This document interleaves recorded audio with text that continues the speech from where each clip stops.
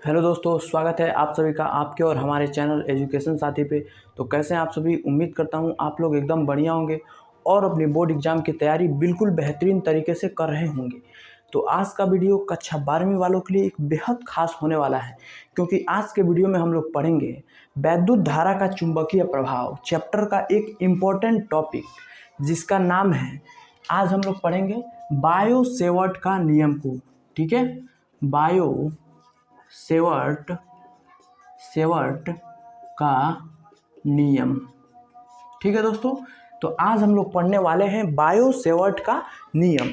काफ़ी ज़्यादा important question है, क्योंकि जब आप पेपर उठाकर देखते हैं प्रीवियस ईयर का, तो हर बार आपको यह प्रश्न किसी न किसी सेट में देखने को मिल जाता है और यह प्रश्न लगभग 5 नंबरों में पूछा जाता है। लेकिन कभी कभी आपका किस्मत बढ़िया होने की वजह से कभी कभी 8 नंबरों में भी पूछ लिया जाता है डेरिवेशन के रूप में। ठीक है, तो अगर आप वीडियो में अंत तक बने रहते हैं तो मेरा आपसे गारंटी है कि आपको बायो सेवर्ट का नियम यूं चुटकियों में जो है याद हो जाएगा। ठीक है, तो चलिए हम कहानी को स्टार्ट करते हैं बायो सेवर्ट का नियम। ठीक है दोस्तों, तो सबसे पहले इसके इतिहास के बारे में हम जानते हैं कि बायो सेवर्ट कौन थे और नियम कैसे दिया, क्यों दिया। ठीक है, तो बायो और सेवर्ट नाम के 2 वैज्ञानिक थे। ठीक है, और इन्होंने 1820 में किसी धारावाही चालक के कारण उत्पन्न चुंबकीय क्षेत्र का मान ज्ञात करने के लिए यह नियम दिया, और इसी नियम को हम क्या कहते हैं,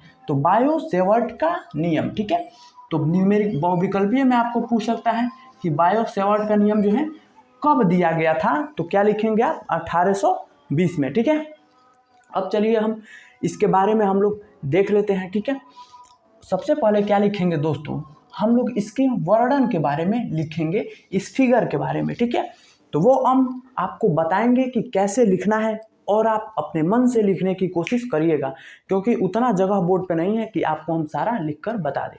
ठीक है, तो सबसे पहले आपको क्या लिखना है दोस्तों, लिखना है क्या कि माना एक धारावाही चालक x और y है। ठीक है, x और y एक धारावाही चालक है। ठीक है, जिसमें I धारा प्रवाहित हो रही है। ठीक है, और इस चालक के अल्पांश भाग dl से r दूरी पर, इस dl से r दूरी पर एक बिंदु P है, जहां हमें चुंबकीय क्षेत्र का मान निकालना है, तथा अल्पांश भाग dl और बिंदु P के बीच का कोण थीटा है। ठीक है, इतनी बातों को आप लिखेंगे तो इससे आपको आपका काफी क्या लगेगा, भरा हुआ लगेगा, जिससे आपके पूरे मार्क मिलने की जो है संभावनाएं बढ़ जाती है। ठीक है, तो इतनी बातों को आप अपने मन से लिखिएगा। अब क्या लिखेंगे कि चित्र से जो डेल्टा भी होगा, बिंदु P पर डेल्टा भी होगा, वह निम्न बातों पर निर्भर करता है। तो चलिए हम इतना लिख देते हैं। क्या लिखेंगे दोस्तों, चित्र से बिंदु मतलब पॉइंट P पर उत्पन्न चुंबकीय क्षेत्र निम्न बातों पर निर्भर करता है। ठीक है दोस्तों, तो क्या होगा इसमें, सबसे पहला हम लिखेंगे, पहला इसमें क्या लिखेंगे कि बिंदु P पर उत्पन्न चुंबकीय क्षेत्र B चालक में प्रवाहित धारा I के समानुपाती होता है। ठीक है, तो लिखेंगे बिंदु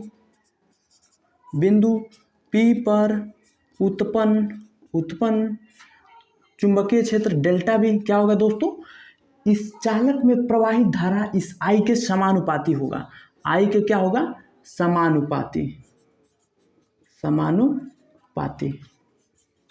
ठीक है, इसको आप ऐसे भी लिख सकते हैं, बिंदु P पर उत्पन्न चुंबकीय क्षेत्र डेल्टा B क्या होगा, डेल्टा B समानुपाती होता है किसके, धारा के समानुपाती होता है। ठीक है, तो क्या लिखेंगे, delta B directly proportional I। ठीक है, और आप क्या मानेंगे मेरे प्यारे दोस्तों, इसको समीकरण नंबर 1 मानेंगे। ठीक है, अब क्या लिखेंगे कि चालक में बिंदु P पर उत्पन्न चुंबकीय क्षेत्र डेल्टा V जो होगा इस अल्पांश भाग के समानुपाती होता है। तो इसको भी आप लिखिए, क्या लिखेंगे दोस्तों कि बिंदु P पर उत्पन्न चुंबकीय क्षेत्र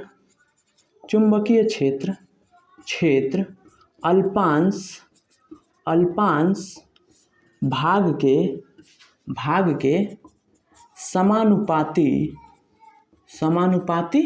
होता है। ठीक है, तो लिखिए जो dB हमारा होगा डायरेक्टली प्रोपोर्शनल होगा किसके भाई, डेल्टा एल के। ठीक है, और क्या करिए दोस्तों, इसको आप मान लीजिए समीकरण नंबर 2। क्या मानेंगे दोस्तों, समीकरण नंबर 2। ठीक है, अब अगली बात क्या इसमें होती है कि इसमें फिर से हम लिखेंगे कि बिंदु P पर उत्पन्न चुंबकीय क्षेत्र अल्पांश डेल्टा एल और बिंदु P के बीच बने कोण थीटा के समानुपाती होता है।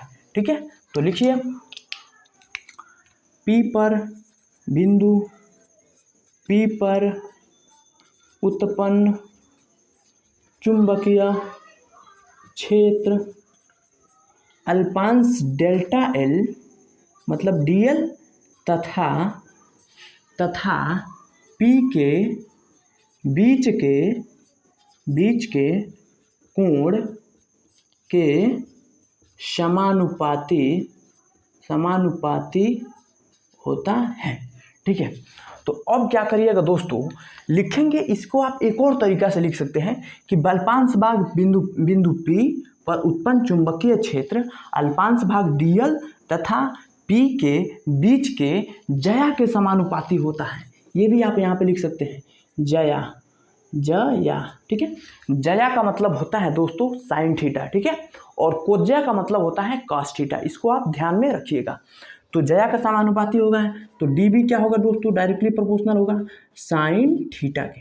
ठीक है मेरे भाई, अब अगला बात क्या है कि अब लिखेंगे फिर से कि बिंदु P पर उत्पन्न चुंबकीय क्षेत्र डेल्टा भी हमारा है, वह किसके समानुपाती, अल्पांश भाग dl और P के बीच की दूरी के वर्ग के अनुक्रमानुपाती होता है। ठीक है, तो लिखिए बिंदु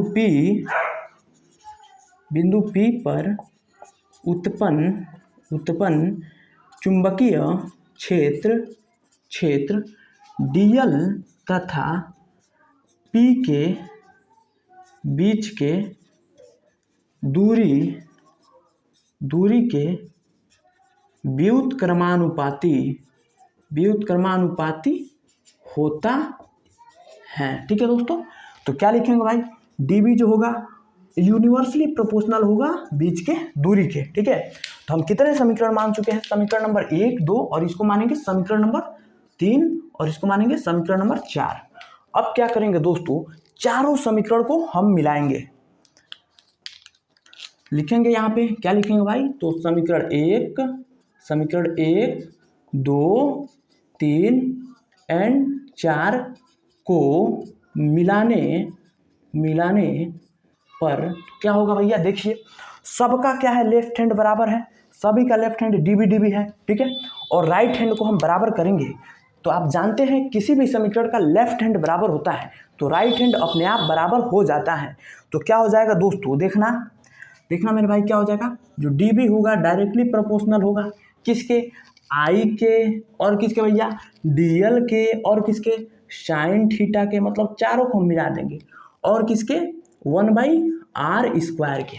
ठीक है, तो यहाँ पे हम आगे फर्दर लिखेंगे तो dB हमारा होगा, dB क्या होगा, डायरेक्टली प्रोपोर्शनल होगा I dl sine theta by r² के। अब आप जानते हैं कि कोई भी समानुपातिक चिन्ह हटता है तो यहाँ पे एक एलियन आता है, मतलब समानुपातिक स्थिरांक आता है। तो यहाँ पे भी आएगा, क्या आएगा दोस्तों, एक समानुपातिक स्थिरांक आएगा, क्या, k। ठीक है, तो dB = KI dl sine theta by r²। और यही हमारा क्या होता है मेरे भाई, बायो सेवर्ट का प्यारा सा नन्हा सा मुन्ना सा एक जो है डेरिवेशन हो जाता है।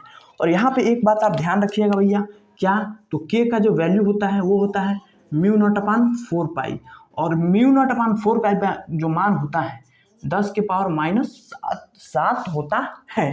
ठीक है भैया, तो तो यही है एक प्यारा सा बायो सेवर्ट का नियम जो आपको अच्छे से समझ में आ गया होगा। अगर समझ में आ गया हो तो वीडियो को लाइक कीजिएगा। हमने कहा ना दोस्तों कि यह क्वेश्चन 8 नंबरों में पूछा जाता है। किन कारणों से?